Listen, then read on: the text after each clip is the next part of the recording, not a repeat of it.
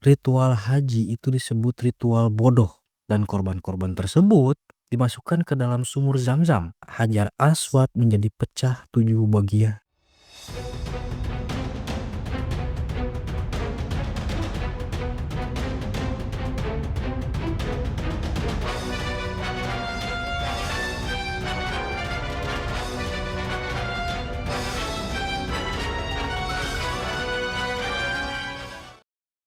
Apa kalian tahu Hajar Aswad pernah hilang selama 22 tahun?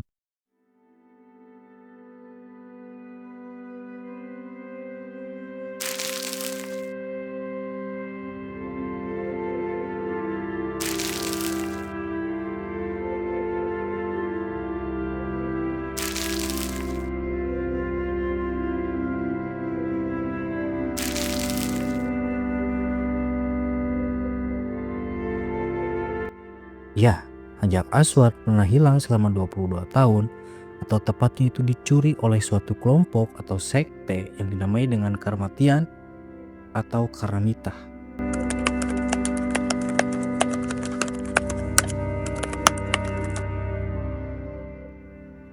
Jadi kejadian ini terjadi pada tahun 930 Masehi atau 317 Hijriah. Kelompok Karmatian ini dipimpin oleh Abu Tahir Al-Janabi. Dari beberapa riwayat bahwa alasan kelompok Karmatian ini mencuri Hajar Aswad itu menyebutkan bahwa ritual haji itu disebut ritual bodoh dan ingin memindahkan pusat ibadah umat Islam itu ke masjid mereka ya. Tempatnya itu ada di Al-Aqsa yang sekarang di bagian timur Saudi atau Bahrain. Nama masjid mereka itu dinamai dengan Masjid Al-Dirar. Jadi kelompok Karmatian atau sekte Karmatian ini yang dipimpin oleh Abu Tahir Al-Janabi itu mempunyai alasan mencuri Hajar Aswad yang cukup ekstrim ya. Karena mereka itu tergolong kelompok yang ekstremis yang termasuk dari golongan Syiah Ismailiyah. Jadi pada tahun 930 Masehi, kelompok ini menyerang Makkah pada saat musim haji berlangsung. Lalu mereka menyerang dengan membabi buta terhadap jemaah yang sedang melakukan ibadah haji, melakukan pemban besar ya, korban dalam tragedi tersebut itu termasuk dari jemaah yang sedang melakukan haji, penduduk asli, bahkan pasukan-pasukan dari Kekhalifahan Abbasiyah yang memakan korban sekitar 20.000 sampai 30.000 jiwa. Dan yang lebih ekstrimnya, lebih parah, para korban ada yang disembelih dan korban-korban tersebut dimasukkan ke dalam sumur Zam-Zam. Lalu mereka mencuri Hajar Aswad. Kemudian Hajar Aswad itu dibawa ke daerah Al-Aqsa yang sekarang ada di bagian timur Saudi atau Bahrain dan disimpan di Masjid Al-Dirar, yaitu markas dari kelompok Karmatian ini, dan menghilang selama 22 tahun.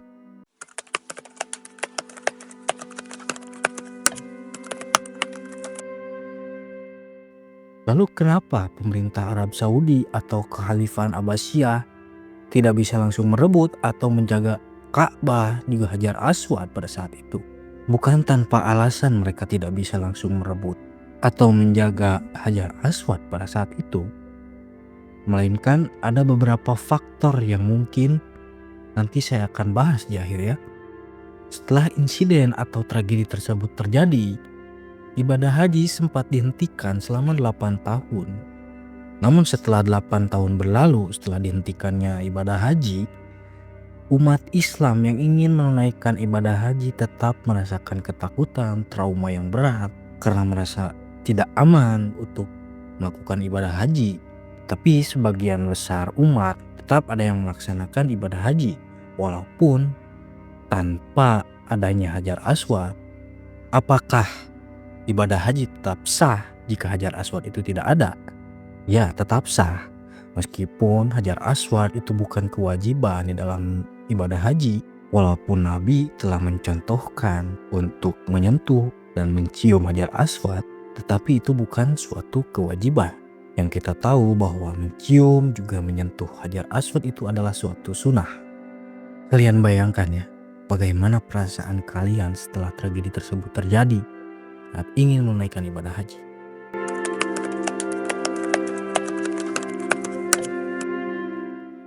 Setelah 22 tahun berlalu, negosiasi yang panjang terhadap kekhalifahan Abbasiyah dengan kelompok Karmatian, di dalam sebuah riwayat bahwa pengembalian Hajar Aswad itu kekhalifahan Abbasiyah harus membayar uang tebusan yang sangat besar. Dan sekitar pada tahun 952 Masehi, Hajar Aswad dikembalikan oleh kelompok Karmatian. Namun menurut sejarawan Al-Juwaini, Hajar Aswad itu diserahkan dalam kantung lalu dilemparkan ke Masjid Jumu'ah di Kufah. Dan yang lebih parahnya, kondisi Hajar Aswad setelah dibuka, Hajar Aswad menjadi pecah 7 bagian. Bahkan disertai dengan catatan, dengan perintah kami mengambilnya dan dengan perintah kami menyerahkannya. Setelah kembalinya Hajar Aswad ke tangan kekhalifahan Abbasiyah yang telah pecah menjadi 7 bagian, kemudian dipasangkan kembali menggunakan bingkai perak agar tetap seperti utuh. Dan Hajar Aswad yang telah menggunakan bingkai perak itu masih digunakan hingga sekarang saat jemaah tawaf dan mencium Hajar Aswad. Pertanyaan, kenapa kekhalifahan Abbasiyah tidak bisa langsung merebut atau menjaga Ka'bah juga Hajar Aswad pada saat itu? Karena kan kekhalifahan Abbasiyah sedang dalam masa kemunduran dan konflik internal pada saat itu. Juga Karmatian secara militer mereka cukup kuat, juga menguasai wilayah-wilayah penting dan jalur perdagangan di Timur Arab, dan dibutuhkan tebusan yang sangat besar untuk mengembalikan Hajar Aswad pada saat itu. Jadi kesimpulan bahwa pengembalian Hajar Aswad itu terjadi bukan karena perang atau kalah perang. Selain dengan tebusan yang sangat besar, juga Karmatian ingin menunjukkan superioritas simbolik. Superioritas simbolik bahwa mereka itu ingin disebut sebagai superhero yang telah mengambil dan mereka juga yang mengembalikan.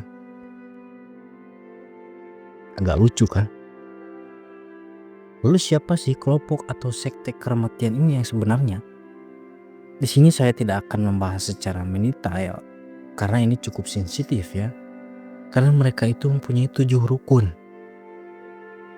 Yang pertama walayah, yang kedua syahadat, yang ketiga sholat, yang keempat zakat, yang kelima puasa, yang keenam naik haji, dan yang ketujuh jihad. Ini yang cukup sensitif dan bahkan mereka mempunyai Imam Mahdi sendiri. Secara singkat mungkin saya akan membahas bahwa Karmatian atau Karamitah itu diambil dari bahasa Persia.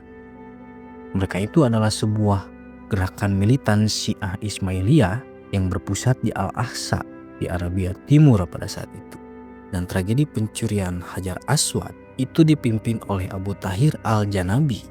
Awal berdirinya kelompok Karmatian ini pada tahun 894 Masehi dan dibubarkan atau hancur pada tahun 1077 Masehi. Wilayah kekuasaan mereka itu meliputi Bahrain, Mesopotamia, Najd, Hejaz, Levan, bahkan sampai ke Mesir.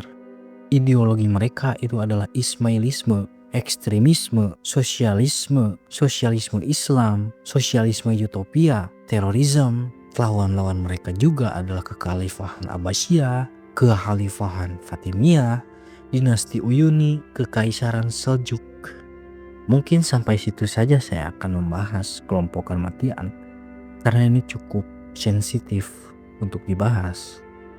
Karena mereka itu adalah kelompok Syiah yang mungkin saya tidak akan bahas di negara ini, di Indonesia ya, karena mempunyai ideologi-ideologi yang cukup jauh.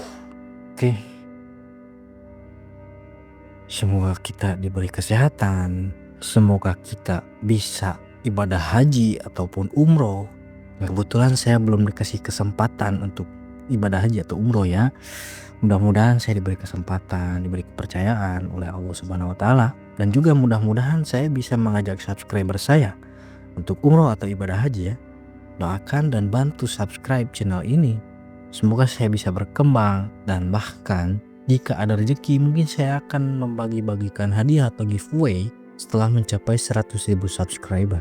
Oke, jangan lupa bantu channel ini untuk berkembang dan tetap semangat. Semoga kita diberi jalan, juga rezeki agar kita bisa berangkat umroh ataupun haji. Oke, jadi jangan lupa